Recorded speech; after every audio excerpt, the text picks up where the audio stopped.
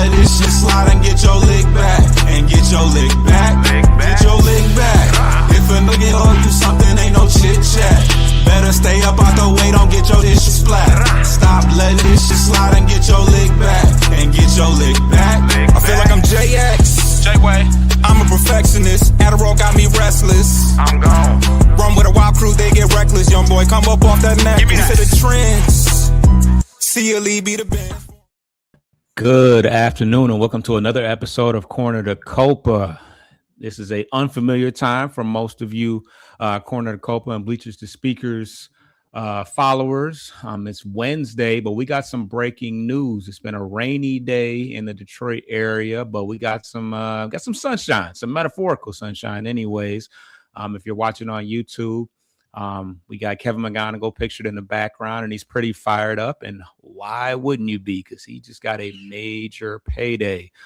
Coach, what are the details, and what are your early thoughts about that? Yeah, he gets 8 years, $150 million. Not as much, I think, as a Connor Griffin extension by maybe $10 million, but all in all, these are extremely friendly terms between club and player.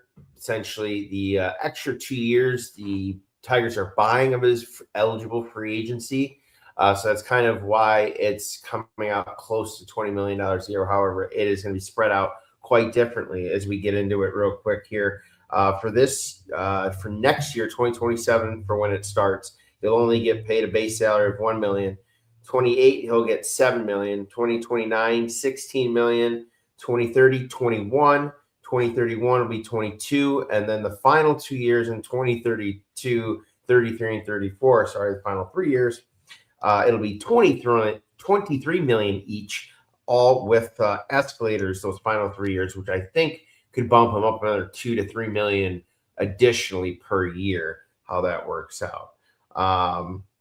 So yeah, there are the escalators in there pushing it to a total collective of 160 million. So yeah, it would be an extra 10 million spread out in there that he could earn to make it almost 20 million a year.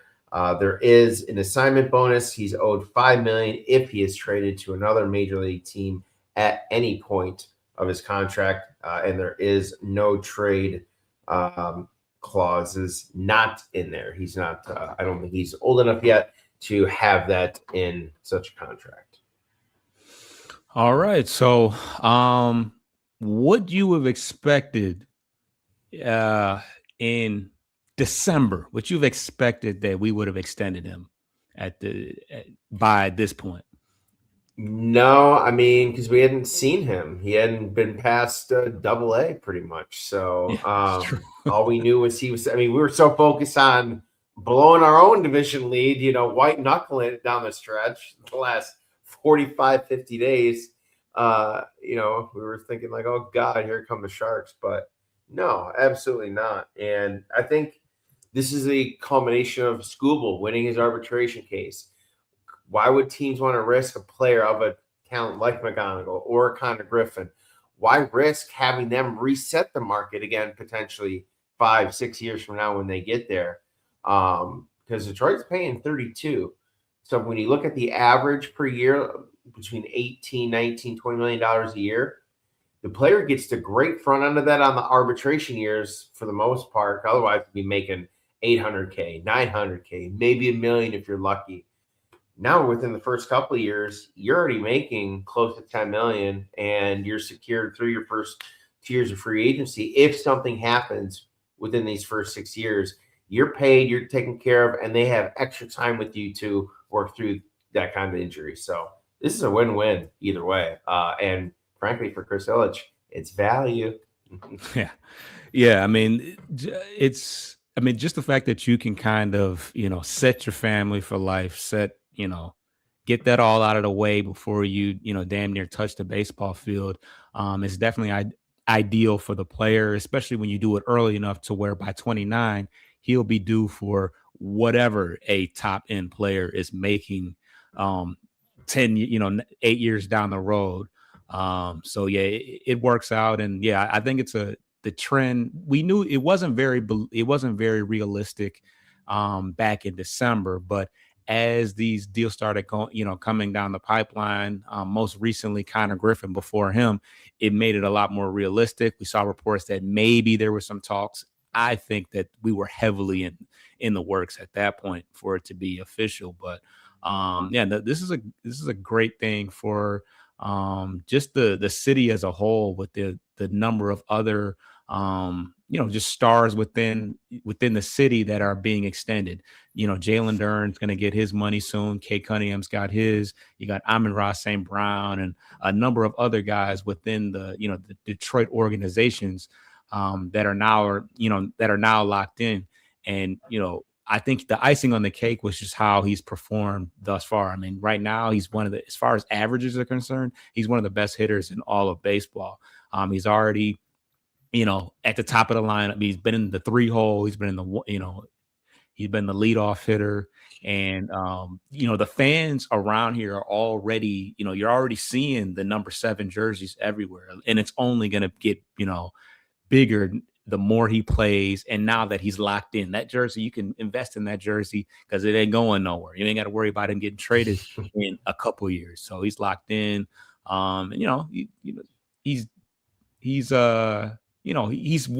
kind of what you will want your young star players to be about. I mean, he pretty much just works hard. He's not super flashy. He just comes in there and plays hard, and gets the job done. So I think it's very it's a good look for the organization. As far as having a guy that's as young as he is and as talented as he is as well. So now we're starting to get a better look of what the Tigers are going to look like in the future. Up until this point, all we knew was that Cole Keith was extended long-term. But now we kind of have the makings of a little bit of an infield here. We know that Kevin Mcgonigle can play anywhere, but as of right now, I'm thinking that he's going to be the future shortstop for the foreseeable future. And then Cole Keith can either play second base, third base, first, wherever we can move him around depending on who else is coming up, whether it's Briseño's down the road, then you put him at first, put Briseño at first base, and then he takes over for Glaber because Glaber's going to be gone after this year. So I think it's a good, peek into the future of who is going to be around. But yeah, what else we got to talk about? Do you think what the individual got back, speaking of Kevin Mcgonigle, his first home run ball over the weekend? I think we finally figured out what they, I don't know if you saw, but what they ended up giving the individual who was fortunate enough to catch such a piece of history. But the fact that I think you also said offline, you kind of know that person too. Yeah, I don't know him. I know his uncle. I guess I think he posted on Facebook and like tagged him and stuff like that. But yeah, just faintly, just I don't know. I don't know the kid at all. But but I know the haul they gave him back was worth the price that he sold it for. Is it ever? I mean, depending on, especially now that he signed that contract. I mean, yeah, that the price of that ball just went up. So it's more of you'll never get the value back you'll never get the value back on an exchange like that. But it's more of a keepsake type deal. You put that in your man cave. What is it? A signed bat and a signed ball or something like that? Yeah, and a jersey, I think too. Okay, yeah. Then it's not, yeah. So, it's cool. You got the picture, so it's all authentic and real. And then, you got some stuff that you can look back on.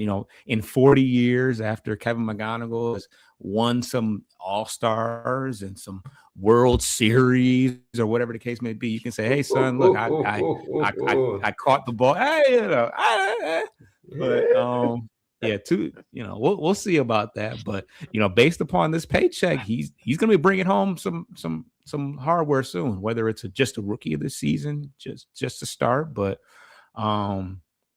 yeah, he can look back and say, hey, I got a chance to meet him. I caught his first fly ball. Here's the signed bat. Here's the jersey. Here's the picture. In this day and age, we got pictures. You can pull it up on your phone. You can plaster it on your wall. We got real deal proof for things. So, that's a cool opportunity. Otherwise, you don't get many opportunities to be in the dugout and to meet players and all that type of stuff and get that type of publicity. That's all. That was Channel 7 and that went big viral. So it's about the memories, So but yeah, so very, very culminating moment. I mean, this just happened on Sunday. He's only played one game since then. Another big game, big game on Tuesday. What did he do? Somebody was on base. And McKinstry was on third base, pass ball while Mcgonigle was batting. And then McKinstry scores. And then Mcgonigle, that's going to be tough. Mcgonigle and McKinstry. And then Mcgonigle walks. And then somebody bats. Oh, no, Dingler bats him in on a line shot down the third baseline. And he scores the game-winning run, right? Yeah, he scored the game-winning run. So they were like, "Yeah, let's just let's ink this deal. This guy is for real. He's coming up in big-time situations already." But yeah, very, very exciting. We got a lot of young talents secured for the foreseeable future. Now we got to get the Red Wings on this. Like, what is it, Casper? Is Casper the guy, the future guy? They may be looking externally for that answer. Yeah. That's probably for the best. Because how old is Sider? Young, like early mid-20s, super young. So yeah. So I guess Sider is the closest we got to, future. The future as far as there's talks about him possibly winning a Norris. So yeah, he's definitely got some individual talent for sure. Yeah. So even some a little bit of optimism for the Red Wings, although we need to see a whole lot more. Maybe the goalie coming up through the system can be that next guy. They got two of them. They just signed the other one from Michigan State. Coast has been at GR. They had a whale of a year to start 24-1, and then Tragostin, just casually guiding Michigan State to a top 3 ranking almost all year round, pretty much, and getting into as a 1 seed. So, yeah, they got to do something. They got goalies out the wazoo, but they're getting wrecked for these soft Swedish players they keep taking. They need some ferocity, some ferociousness, some teeth, if you will. For sure. So yeah, any other closing remarks? We didn't want to hold you guys too long. We got an NFC North show coming up, or I do anyways, and then we got probably a Piston playoff preview show coming up soon as well. But any closing words about this contract, this announcement? Yeah, I mean, I'm down to. I'm like, you know what? Let's really give a pulse for the future, just beyond what is the uncertainty of next year. But I'm down to re-sign Colt too, extend him another 3 years, because you got 3 years left on that 6-year deal that you gave him, or 5 or 6 years, whatever it was. $30 million. It was a good value, great value right now. And extend Dingler. 4 years, $70 million, something like that. I mean, these are guys that are not only carrying out right now, but they're proving they can do different things. Dingler, I think by far is capable of a Silver Slug and a Gold Glove in the same year. Cole Keith has played. He could play almost better anywhere else other than second, which is kind of weirdly ironic. And to your point about Glaber, Max Anderson's right behind and not too far away, and Bryce Renier is looking healthy coming out to start after his shoulder surgery last year. So they've got a couple more inner middle infielders that they can rely on in possibly 2028 and beyond. So it's going to be interesting what the free agency spending looks like surrounding some of these guys. So you want us to go through the Colt Keith thing before we sign anybody else? I mean, other than those two guys, I mean, Colton Dingler, I mean, Riley. So Riley Green, you're kind of you're cautious of Riley Green. We'll see. Hey, I said it, before the season 1 show this year that I kind of expected regression from him, although his on base has been better. I mean, if he keeps up even close that kind of strikeout pace, I don't know. I mean, it's going to take quite a bit of luck to replicate that same kind of home run output and still strike out over 200 times. That's just a very tough ask to do. So I don't know. I kind of want to see I don't want to see the bottom, but I want to see what a downside looks like after a year that he had last year. Because I'm not entirely sold. Because you kind of going to have to choose between him and Carey if you think about it long term. If you're going to lock out some of these other middle infielders and Dingler, I think one of those two may end up being the outside. But we're talking a couple years or so away at least. Yeah, I think if I had to choose between the two right now, I think Riley Green's proved a little more just from an aspect of durability and results. But he has shown he's reached base in every game this year, which is impressive and encouraging. But yeah, ready to see the power. I predicted that Colt Keith would hit the next home run. We still haven't had a home run yet. We manufactured a couple runs yesterday. Didn't look good for most of the game offensively. So, but yeah, I'm all on board with the Dylan Dingler thing for sure. Yeah. See what we got. Hello. Can you shout me out? Rena Kelly in the building. Nice bike. But yeah, while we got some people in the building, definitely subscribe to the channel.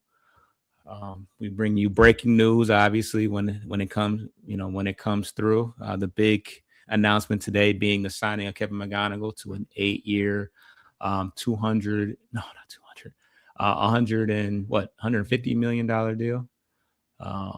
And he'll progressively, make more as the years move on. One thing that I didn't really get a chance to talk about is the fact that,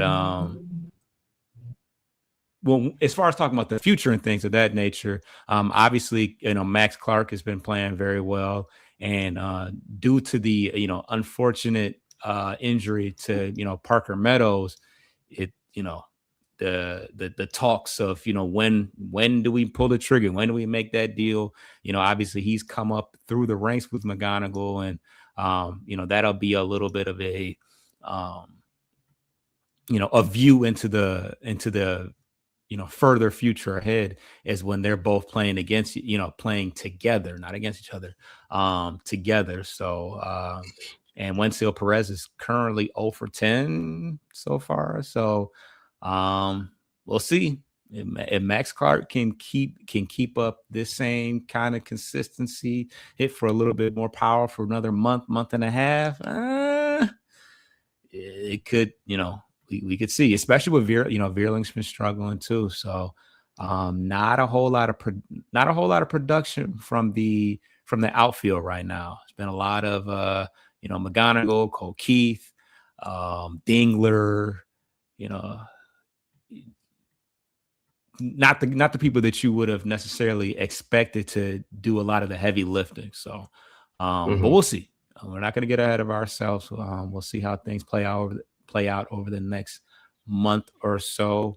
Well, you did see that they moved Parker to the 60-day DL yesterday. Yeah.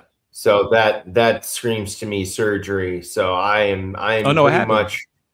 Yeah, it's right in Atlanta.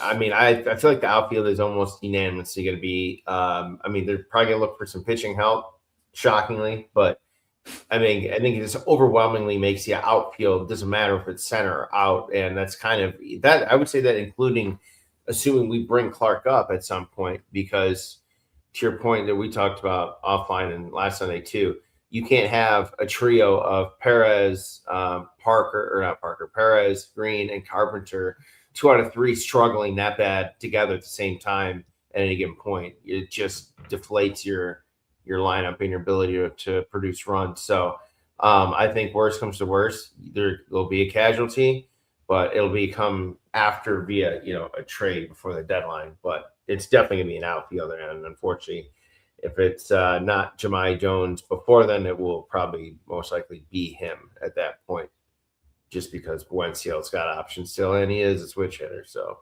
yeah. And the other unfortunate thing is we finally saw a lefty starter. It was the first one of the year, and Jahmai Jones was sick and was not able to start. So, because at first I was like, the writing is really on the wall if he doesn't get the start, today against Cole, the other day against Cole Reagan. So, but yeah, AJ came out and said that he was sick, and that was the reason why he missed the game. So, hopefully we can see another lefty soon, and he can get in there and try to make some things happen. But it has not been pretty versus the lefties or the righties this year.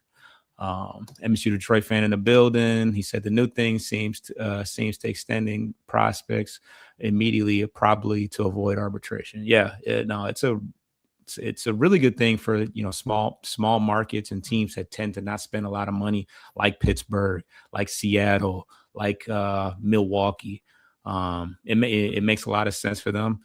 They're spending. I mean, it's not like they're not spending a lot of money, but it's good value, especially if those young players turn into all-star, multi-time all-stars. He said Colt got paid early. Also, definitely talked about that. Isn't Green and Torque also arbitration eligible? This upcoming year? I think they both are. I think Torkelson is. Torkelson will be interesting. This is a really big year for him, I think, especially because he started slow, because that's going to push his value down, because he's kind of been waffling a little bit. He's going up and down as far as his production. So he really needed another 30 home run year. Not to say that he won't get there, but they both got to get it going, which we'll see. Yesterday wasn't a good day for either one of them, from what I recall. Torque has Boris as an agent. Well, he can ask for that big check, but maybe he can go back to San Diego and play in Cali or something. That was a little harsh. Yeah, they're projecting right now, I think he's got one more year of eligibility. They're projecting somewhere between 7 and 10 million. Oh, he's on Torque? Yeah. Okay. Yeah. That's reasonable.